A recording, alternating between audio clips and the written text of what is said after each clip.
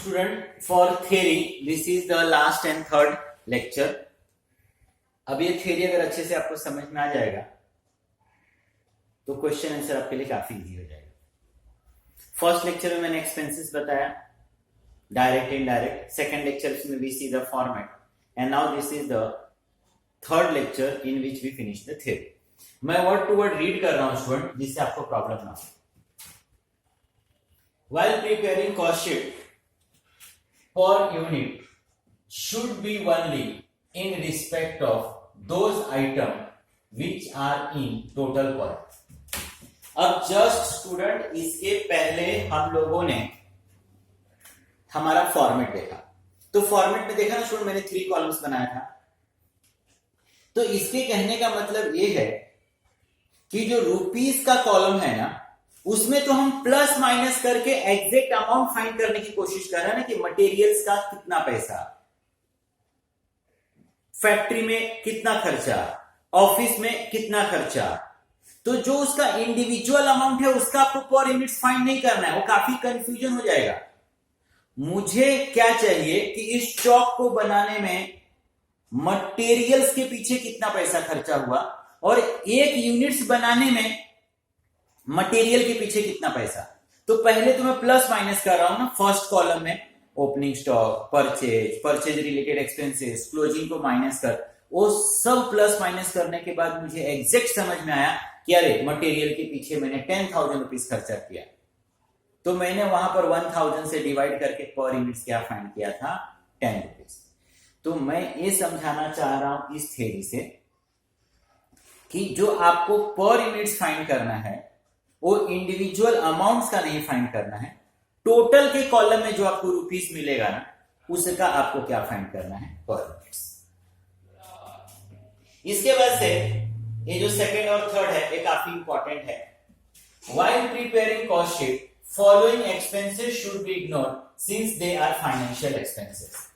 मतलब जब आप कॉस्ट शीट ड्रॉ करते हो ना स्टूडेंट, तो कॉस्ट शीट में भी, उसके क्वेश्चन में भी कुछ ऐसे एक्सपेंसेस वो लोग देंगे which are the financial expenses. अभी फाइनेंशियल और कॉस्टिंग ये दोनों अलग अलग थोड़े से हो जाते हैं।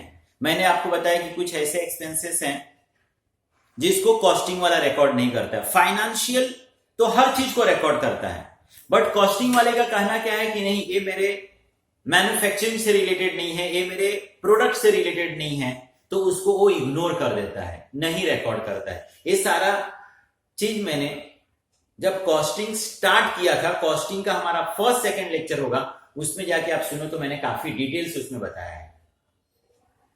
कॉस्टिंग का काम ही क्या होता है, maximum utilisation of resources and reduce the wastage.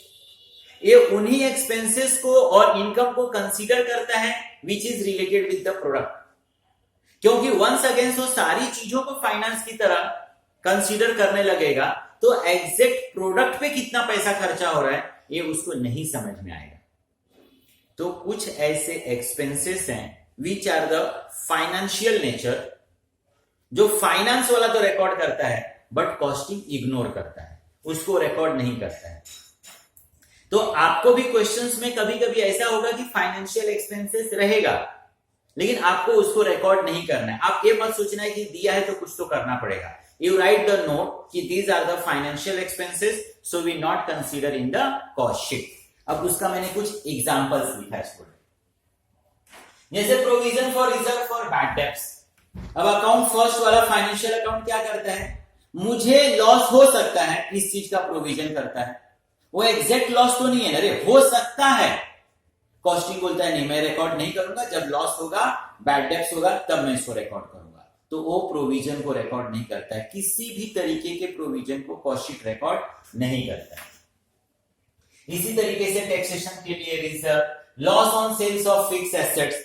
अब जैसे हम लोग XYZ गुड्स मैन्युफैक्चर कर रहे हैं, अब उस कंपनी के लिए हम लोगों ने कुछ एसेट्स खरीद के रखा है, जैसे मशीन है, फैन है, कोई इक्विपमेंट्स है, और नंबर्स ऑफ ईयर चलने के बाद खराब हो गया, हम लोगों ने उसको स्क्रैप्स में सेल कर दिया, वी गेट समथिंग, और उसको सेल करने में हमको कुछ प्रॉफिट भी हो गया।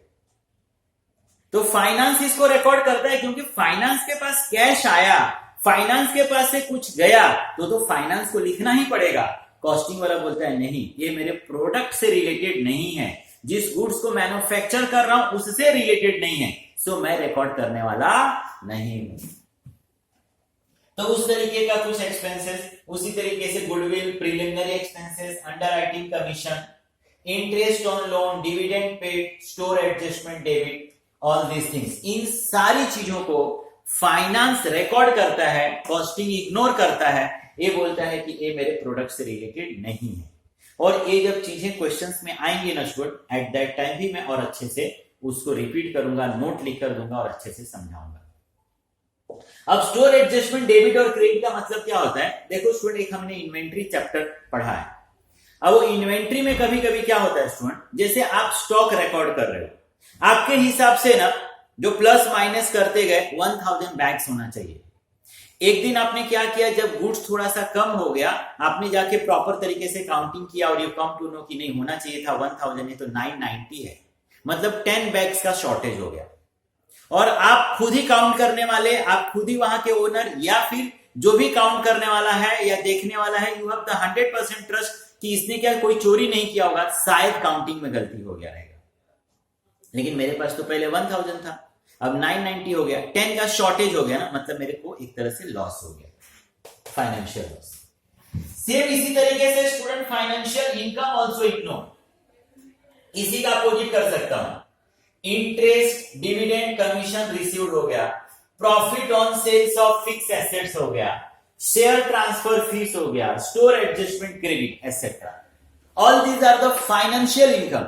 ये स्टूडेंट ये इनकम नहीं है जो मुझे मेरे प्रोडक्ट से मिले, जिस चीज को मैं बना रहा हूं उससे ये मुझे नहीं मिला है, तो ये फाइनेंशियल इनकम है। फाइनेंस वाले को तो रिकॉर्ड करना ही पड़ेगा, कॉस्टिंग इसको इग्नोर करता है। तो हमको भी अगर कहीं कॉस्ट ड्रॉ करते समय ये एक्सपेंसेस आया तो हम लोग इग्नोर करेंगे and we write the note for that. अब स्टूडेंट इस चीज को मैंने अपने तरीके से अच्छा प्रेजेंट करने की कोशिश किया, क्योंकि स्टूडेंट का हमेशा इसी चीज में प्रॉब्लम्स होता है कि how many column will draw, क्योंकि यहां पर कॉलम फिक्स नहीं है। तो देख स्टूडेंट, आप कैसे उसको ध्यान में रखोगे। आपको अगर क्वेश्चंस में प्रोडक्शन दिया हुआ है, प्रोडक्शन 10,000 यूनिट्स का आपको कॉस्ट शीट बनाने का है, 12,000 का प्रोडक्शन दिया हुआ है और ओनली 1 ईयर का इंफॉर्मेशन है या 1 टाइप्स का सिर्फ कॉस्ट शीट करने का है, तो नंबर्स ऑफ कॉलम आप 3 बनाओगे। प्रोडक्शन दिया है स्टूडेंट तो पर यूनिट को फाइंड करना ही पड़ेगा, तो ओनली 1 ईयर का इंफॉर्मेशन है ना स्टूडेंट, तो 3 कॉलम बनाओगे, एक रुपीस, एक टोटल रुपीस, एक पर यूनिट। रुपीस में हम प्लस माइनस करेंगे, उसको टोटल में लिखेंगे और इसी का हम क्या फाइंड करेंगे, पर यूनिट।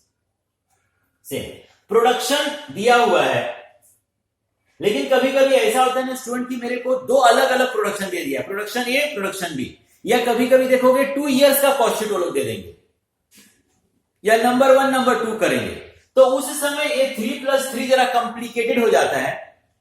तब हम लोग ना इस कॉलम को इग्नोर करेंगे और हम लोग कॉलम बनाएंगे टोटल रुपीस और पर यूनिट्स, क्योंकि जब प्रोडक्शन दिया है तो पर यूनिट्स तो चाहिए और पर यूनिट्स हम फाइंड किसका करते हैं, टोटल का, तो हम रुपीस वाला कॉलम इग्नोर करेंगे। और मुझे प्रोडक्शन और सेल्स नहीं दिया है, सिर्फ कॉस्ट शीट दिया है, तो पर यूनिट्स फाइंड ही नहीं कर सकते हैं, तब 2 कॉलम रुपीस, टोटल रुपीस। मैं फिर से रिपीट कर दूं, प्रोडक्शन दिया हुआ है और ओनली 1 ईयर का इंफॉर्मेशन है, 3 column rupees, total rupees, per unit. Production और सेल्स दिया है बट 2 इयर्स का है या 2 टाइप्स के कॉस्ट शीट दिए हैं, तो पर ईयर के लिए 2 कॉलम, टोटल, पर यूनिट्स। प्रोडक्शन और सेल्स नहीं है, सिर्फ कॉस्ट शीट आपको दिया हुआ है, पर यूनिट्स फाइंड करने को नहीं बोला है, then 2 column rupees and total rupees. Thank you very much student. इन तीनों लेक्चर्स को प्लीज आप अपने नोटबुक में रिकॉर्ड करो, और अगर ये तीनों लेक्चर समझ में आ गया स्टूडेंट तो देखना आपको कॉस्ट शीट कंफर्म समझ में आएगा। और ये कॉस्ट शीट आपको नेक्स्ट ये दोनों चैप्टर्स में पढ़ने को मिलेगा, कॉस्ट शीट के अंदर and same time as well as reconciliation में भी, और यही 2 लास्ट चैप्टर्स बचे हैं आपके कॉस्टिंग के अंदर। तो प्लीज आप अच्छे से इसको नोटबुक पे रिकॉर्ड करो और कुछ प्रॉब्लम्स है तो प्लीज आप शेयर करो। Thank you.